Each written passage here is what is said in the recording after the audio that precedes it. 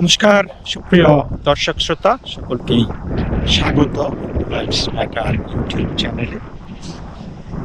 দর্শক, মানুষ কতটুকু বিবেক বর্জিত, নীতি বর্জিত হতে পারে সেটা ভেবে আকুল। দর্শক, আপনারা নিশ্চয়ই লক্ষ্য করেছেন যে গত কয়েকদিন আগে বাংলাদেশের রাষ্ট্রপতি শাহাবুদ্দিন চুপ্পু তিনি একটি বক্তৃতা দিয়েছেন এবং বক্তৃতার শেষে তিনি বাংলাদেশ জিন্দাবাদ বলে শেষ করেছেন। সকলকে অশেষ ধন্যবাদ। আল্লাহ হাফেজ। বাংলাদেশ জিন্দাবাদ। ধন্যবাদ।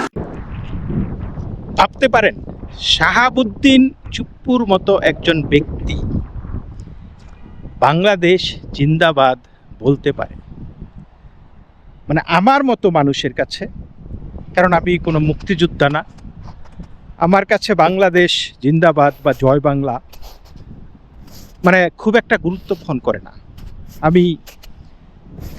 আমি জাস্ট এটাকে একটা স্লোগান হিসাবে দেখি। হতে পারে অনেকেই আমার সাথে দ্বিমত করবেন যে আপনি how can you think like that. Well, মানে যেহেতু আমি আবারও বলেছি যে আমি কোনো মুক্তিযোদ্ধা নই, আমার এই জয় বাংলা বা জয় বঙ্গবন্ধু বা বাংলাদেশ জিন্দাবাদ এগুলি আমার জন্য কোনো ব্যাটেল ক্রাই না। কিন্তু যারা নাকি মুক্তিযোদ্ধা, যাদের ব্যাটেল ক্রাই ছিল জয় বাংলা, যাদের বঙ্গবন্ধু শেখ মুজিবুর রহমানের নেতৃত্বের প্রতি ছিল অবিচল আস্থা, বা হোয়াট দে ক্লেইম যে তারা বঙ্গবন্ধুর সৈনিক, সেই বঙ্গবন্ধুর সৈনিকরা কখনোই কি জয় বাংলা ভুলে, বঙ্গবন্ধুকে ভুলে তারা বাংলাদেশ জিন্দাবাদ স্লোগান দিতে পারে? কিসের আশায়? আমার তো মনে হয় যে এটা জাস্ট মানে সাধারণ একটা পরিবর্তন না, মানে এটা আপাদমস্তক রিব্র্যান্ডিং। আপনি আপনার খোলস ছেড়ে বেরিয়ে আসা, এটা চরম পর্যায়ের নীতি বিবর্জিত, চরম পর্যায়ের আওয়ামী লীগের বিরুদ্ধে প্রতারণা, বঙ্গবন্ধুর বিরুদ্ধে প্রতারণা, মুক্তিযুদ্ধের চেতনার পরিপন্থী। আমি সেইভাবেই বলবো বিষয়টাকে। তো এখন এই জন্য প্রশ্ন আসছে স্বাভাবিকভাবেই, যে এই যে তিনি বলতেন যে তিনি ছাত্রলীগের প্রোডাক্ট, বঙ্গবন্ধু তাকে অত্যন্ত স্নেহ করেছেন, তিনি অতি ধন্য যে বঙ্গবন্ধুর সাথে তিনি দেখা করেছেন, তার সাহচর্যে এসেছেন, তার সাথে কথা হয়েছে, তিনি তার স্নেহধন্য। সেই স্নেহধন্য মানুষটি এইভাবে ভুল পাল্টে ফেলতে পারে, এটা মানে আমার কাছে অবিশ্বাস্য মনে হয়। Just complete betrayal of the spirit of the independence war, the spirit of Awami League, the spirit of Bangabandhu, completely. এবং আমার মনে হয় না তিনি এরপরে নিজেকে আর বঙ্গবন্ধুর সহচরী বা বঙ্গবন্ধুর আদর্শে অনুপ্রাণিত কোনো ব্যক্তি দাবি করতে পারেন। কি ভয়ঙ্কর একটা জিনিস। এবং আমি তো মনে করতেছি যে এই যে ম্যাটিকুলাস ডিজাইনের মাধ্যমে বাংলাদেশে জঙ্গিবাদ কায়েম হয়েছিল 5ই আগস্ট 2024 থেকে, সেই মেটিকুলাস ডিজাইনের প্রবর্তক না হলেও তিনি কিন্তু সহায়ক ছিলেন। একের পর এক দেশবিরোধী সিদ্ধান্ত, একের পর এক সন্ত্রাস, একের পর এক ভায়োলেন্স, একের পর এক মুক্তিযুদ্ধের বিরুদ্ধে বিভিন্ন ঘটনাবলী, মুক্তিযুদ্ধের স্মারক উপড়ে ফেলা, মুক্তিযুদ্ধের চেতনা ধ্বংস করা, সংবিধানকে বলুণ্ঠিত করা, জাতীয় সঙ্গীতের ব্যান করার অপচেষ্টা, বঙ্গবন্ধুর বাড়িতে 32 নম্বরে সেইখানে বারবার হামলা করা এবং সারা দেশে তার যতগুলো মুরাল যতগুলো ভাস্কর্য ছিল সেগুলি ঘুরিয়ে দেওয়া, এইগুলির পরেও যিনি এইভাবে অকাতর এইভাবে নীরব থাকতে পারেন তিনি বঙ্গবন্ধুর সৈনিক হতে পারেন না। মানুষ বলবে যে তার কাঁধে বন্দুক ছিল, তার তার কপালে মাথায় বন্দুক ঠেকিয়ে তাকে এগুলি করতে বাধ্য করানো হয়েছে। Well, he is a old man. Awami League তাকে রাষ্ট্রপতি বানিয়েছে।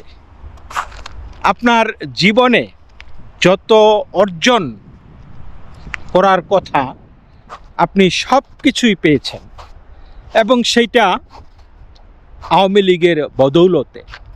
তাহলে এর পরে আপনি রাষ্ট্রপতি হবার পরে আপনার আর কি আকাঙ্ক্ষা থাকতে পারে, আর কি প্রয়োজন? কিন্তু না, আপনি মেরুদণ্ড সোজা করে দাঁড়াতে পারলেন না।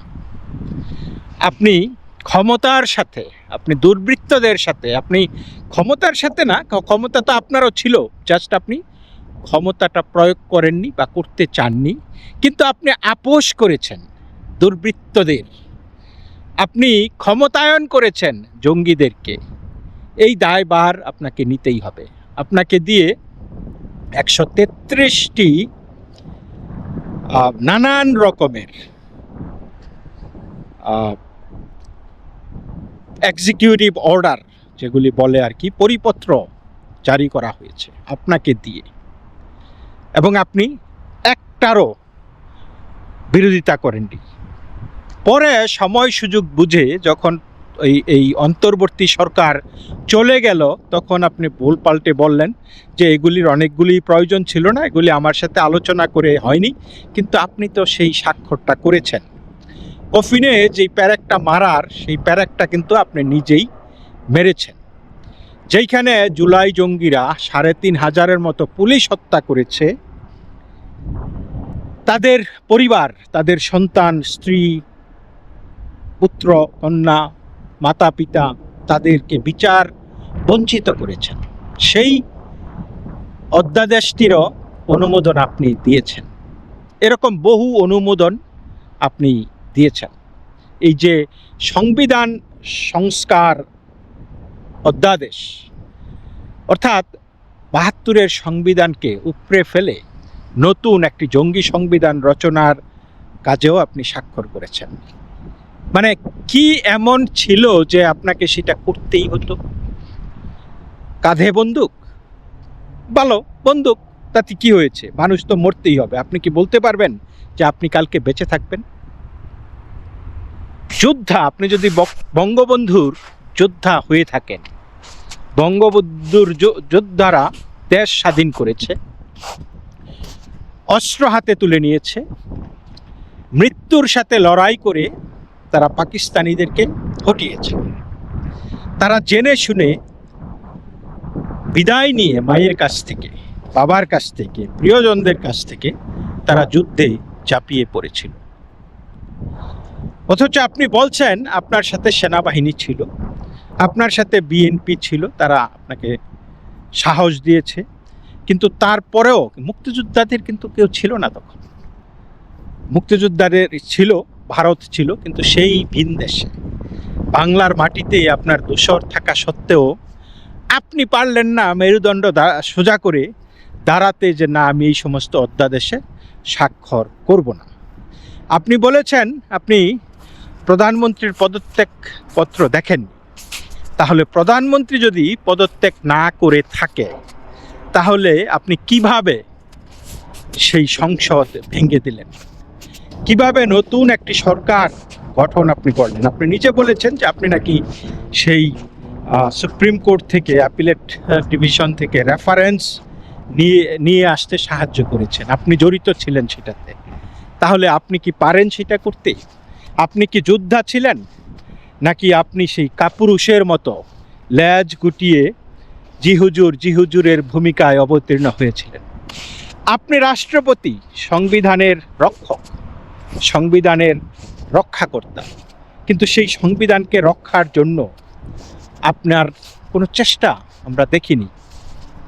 এবং আজকে যেটা আপনি করেছেন সেটা স্পষ্ট আপনার যেই মুজিববাদ, আপনার যেই মুক্তিযুদ্ধ, এগুলি সব কিছু মানে ফেক প্রমাণ করে দিলেন যে আপনি একজন শুধুমাত্র নামধারী মুজিব সেনা, আপনি শুধুমাত্র নামধারী মুক্তিযোদ্ধা। অবশ্য নামধারী যোদ্ধা আমি বলবো না, কারণ আপনি মুক্তিযুদ্ধ করেছেন, ভূমিকা রেখেছেন। সো আপনার যতটুকু প্রাপ্য ততটুকু দেব। হয়তো মুক্তিযুদ্ধ করেছেন, তখন ভেবেছেন যে দেশটা স্বাধীন হবে, এইখানে আমারও তো কিছু একটা পেতে হবে, হয়তো সেই লোভে পড়ে আপনি সেটা করেছেন। নীতির প্রশ্নে নয়, নীতির প্রশ্নে মুক্তিযোদ্ধারা আপোষহীন থাকে, কিন্তু আপনি আপোষহীন ছিলেন না, আপনি আপোষকামী ছিলেন। সুতরাং আজকের এই জায়গায় দাঁড়িয়ে আমি বলবো যে আপনি এই যে এতদিন আপনি নিজেকে ভিলেন হিরো বলার যেই একটা চেষ্টা চালাচ্ছেন মিডিয়াতে, এখনো বলতেছেন যে যা যা হয়েছে এগুলি আমার ইচ্ছার বিরুদ্ধে হয়েছে, কিন্তু এইখানে দাঁড়িয়েও তো আপনি কাজ করতেছেন, তো সেগুলিও কি ইচ্ছার বিরুদ্ধে? আর ইচ্ছার বিরুদ্ধে হলে আপনার কি বোধোদয় হয় না যে আমার দ্বারা, একজন মুক্তিযোদ্ধার দ্বারা, একজন মুজিব সেনার দ্বারা সেগুলি হতে পারে না? নর্মালি একটা সুস্থ গণতন্ত্রে, একটা সুস্থ দেশে একটা নীতিবান মানুষের জন্য যেটা হয় সেটা হলো, আপনি যেই কাজের সাথে একমত না, যেই নীতির সাথে একমত না, যেই স্লোগান আপনি কখনো ধারণ করতে পারবেন না, সেই স্লোগান আপনার মুখ দিয়ে আসবে না। এবং সেইটা আসার ক্ষেত্রে আমরা জানি মুক্তিযোদ্ধারা পকেটে সায়ানাইড নিয়ে ঘুরত, যদি ধরা পড়ে মারা যাবে। সূর্য সেনরা, মাস্টারদা সূর্য সেনরা কিন্তু আমাদেরকে প্রীতিলতা ওয়াদ্দেদার এগুলি শিক্ষা দিয়েছে, চরম স্যাক্রিফাইস শিক্ষা দিয়েছে, যে তারা শত্রুর সাথে আপোষ করবে না, শত্রুর হাতে হলে দরকার হলে শত্রুকে নিধন করবে অথবা নিজের জান দিয়ে দিবে, তারপরও তারা কোনো আপোষ করবে না। কিন্তু আপনি আপোষ করেছেন। আপনি যেই স্লোগানটা দিয়েছেন সেই স্লোগানটা মোটেও আপনি দিতে পারেন না। আপনার উচিত ছিল পদত্যাগ করা, আপনার উচিত ছিল এই পদে না থাকা, যে আমি এটা আমার মুখ দিয়ে জয় বাংলার পরিবর্তে বাংলাদেশ জিন্দাবাদ এই স্লোগান দেওয়া সম্ভব না, কারণ এটা আমি ধারণ করি না। কিন্তু আপনি সেটা করতে পারলেন না। কি ব্যর্থতা আপনার, চিন্তা করে দেখুন। আপনি কত বড় মনের বড় মানুষ হতে গিয়ে আপনি হয়ে গেলেন তৃণসম। আপনি ছোট্ট একটা মানুষে পরিণত হয়েছেন। আপনার জীবনের যত অর্জন আপনি ধূলিসাৎ করে দিয়েছেন, আমি মনে করি আর কি। বিভিন্ন দেশে, আমি আবার বলছি যে বিভিন্ন দেশে যারা নীতিবান, যারা একটা দল করে, যাদের নৈতিকতা আছে, তারা পদত্যাগ করে। তারা মানে এটা পদত্যাগ করাটা তাদের কাছে একটা মামুলি ব্যাপার। যখনই নীতির সাথে মিলবে না তারা আপোষ করে না, তারা বলবে যে যেহেতু এটা আমার দ্বারা হবে না, এটা একটা প্যারাডাইম শিফট। পলিসিগত পার্থক্য থাকলে, হ্যাঁ, নৈতিক পার্থক্য থাকলে পৃথিবীর যে কোনো দেশের একটা সুস্থ মানে আইনসিদ্ধ সরকার বা তার ব্যক্তিরা পদত্যাগ করে। ইভেন দলেও পদত্যাগ করে অনেকেই, যদি মনে করে যে তার নীতির সাথে কোনো কিছু সাংঘর্ষিক বা দলও সাংঘর্ষিক, সেইখান থেকে তারা বেরিয়ে যায়। আর আপনার তো অনেক দিন ছিল, আপনি তো অনেক দিন এখানে আছেন, তাহলে আপনি কেন বেরিতে পারলেন না? আপনি বলেছেন যে যদি বিএনপি রাখে আপনি থাকতে চান, আরও মানে পূর্ণ মেয়াদ করতে চান আর কি, সার্ভ করতে চান। এত লোভ, এত লালসা আপনার কেন?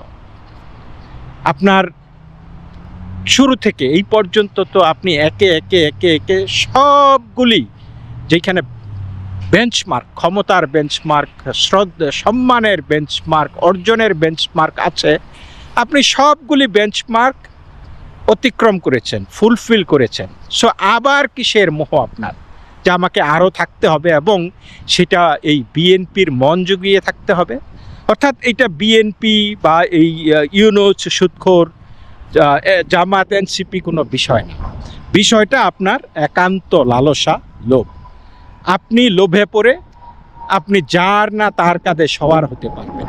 আর এই মুজিববাদ, এই মুক্তিযোদ্ধার এগুলি একটা ফাসাদ, এগুলি একটা আস্তরণ, আবরণ, এবং এই আবরণ আজকে খুলে পড়েছে।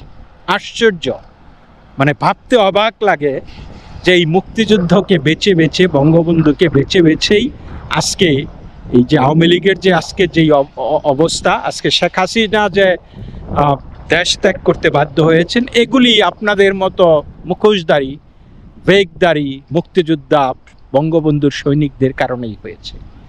এই দায় আপনারা এড়াতে পারবেন না। আমি জানি না শেখ হাসিনা এগুলি অনুধাবন করে কিনা, বাট এটা সকলের অনুধাবন করা উচিত।